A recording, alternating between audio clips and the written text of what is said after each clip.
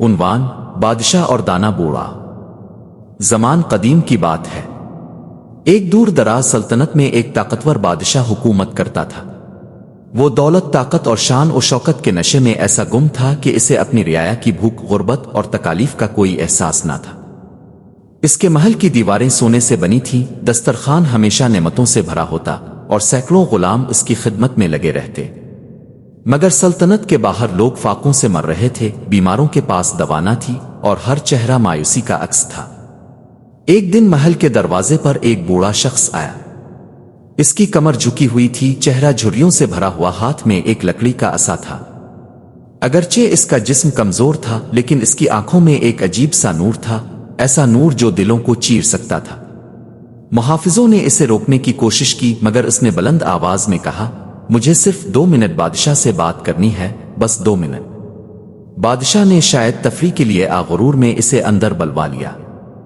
بوڑھا بادشاہ کے سامنے جا کر راکا آنکھوں میں آنکھیں ڈال کر نرمی سے بولا، اے بادشاہ، تجھ سے پہلے بھی کئی لوگ اس تخت پر بیٹھ چکے ہیں۔ کچھ نے عدل کیا، کچھ نے ظلم۔ آج وہ سب تو مٹی تلے دفن ہیں، لوگوں کے دلوں میں زندہ۔